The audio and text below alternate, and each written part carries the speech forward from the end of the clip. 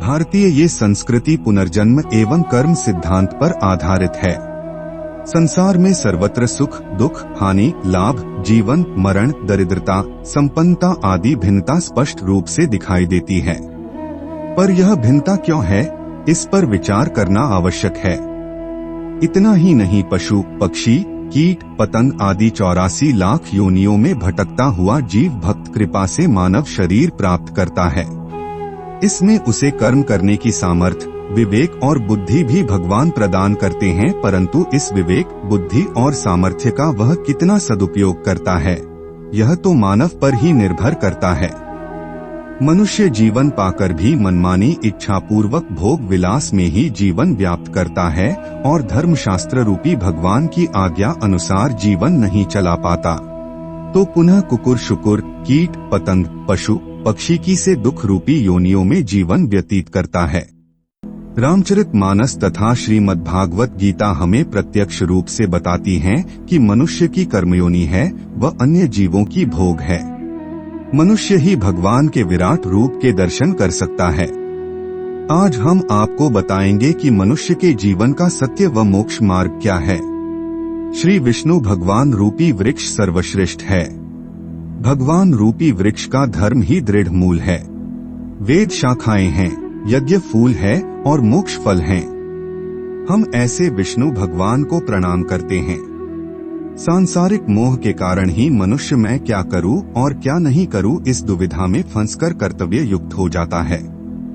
शरीर नाशवान है और उसे जानने वाला शरीरी अविनाशी है।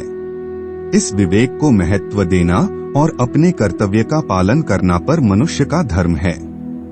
मनुष्य को अनुकूल प्रतिकूल परिस्थितियों के आने पर सुखी दुखी नहीं होना चाहिए, क्योंकि इनसे सुखी दुखी होने वाला मनुष्य संसार से ऊंचा उठकर परम आनंद का अनुभव नहीं कर सकता।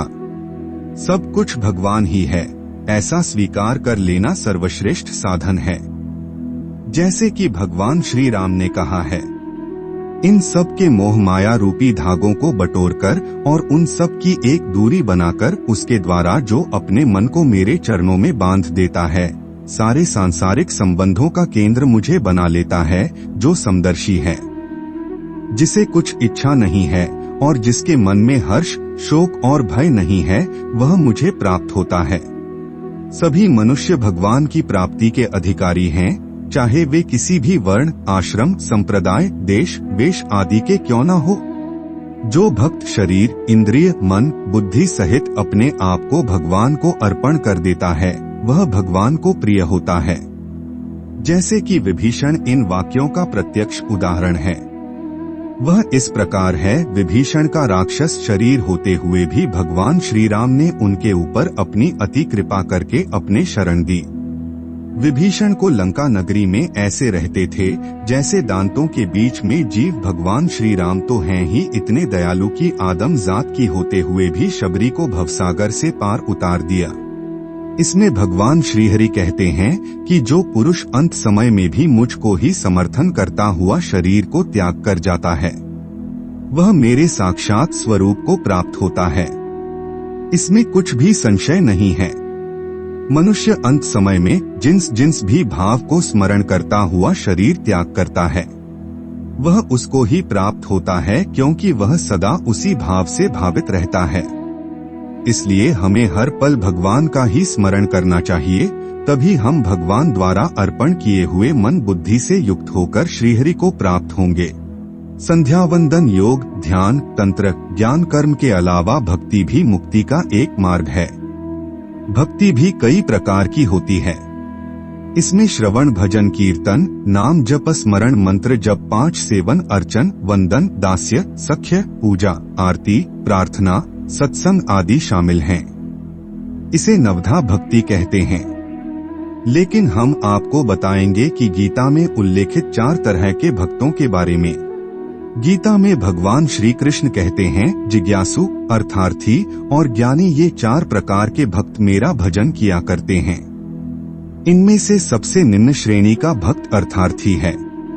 उससे श्रेष्ठ अर्थ से श्रेष्ठ जिज्ञासु और जिज्ञासु से भी श्रेष्ठ ज्ञानी है। अर्थ भक्त वह है जो शारीरिक कष्ट आ जाने पर या धन वैभव नष्ट होने पर अपना दुख दूर करने के लिए भगवान को पुकारता है। जिज्ञासु भक्त अपने शरीर के पोषण के लिए नहीं वरन संसार को अनित्य जानकर भगवान का तत्व जानने और उन्हें पाने के लिए भजन करता है। अर्थार्थी भक्त वह है जो भोग, ऐश्वर्य और सुख प्राप्त करने के लिए भगवान का भजन करता है। उसके लिए भोग पदार्थ व धन मुख्य होता है। 8 अर्थार्थी और जिज्ञासु तो सकाम भक्त हैं, परंतु ज्ञानी भक्त सदैव निष्काम होता है। ज्ञानी भक्त भगवान को छोड़कर और कुछ नहीं चाहता, इसलिए भगवान ने ज्ञानी को अपनी आत्मा कहा है।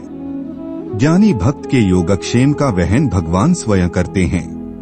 इनमें से जो परम ज्ञानी है और शुद्ध भक्ति में लगा रहता है वह सर्वश्रेष्ठ है, क्योंकि मैं उसे अत्यंत प्रिय हूँ और वह मुझे प्रिय है। इन 4 वर्गों में से जो भक्त अज्ञानी है और साथ ही भक्ति में लगा रहता है वह सर्वश्रेष्ठ है। सब ग्रंथों का सार वेद है, वेदों का सार उपनिषद है, उपनिषदों का सार गीता है और गीता का सार भगवान की शरणागति है। जो अनन्य भाव से भगवान की शरण में जाता है उसे भगवान संपूर्ण पापों से मुक्त कर देते हैं। हम आशा करते हैं कि हमारी प्रस्तुति आपको पसंद आई होगी। अपने विचार अभिव्यक्त करने के लिए कमेंट करें, वीडियो को शेयर करें, वह चैनल मन की चाहत को सब्सक्राइब करें।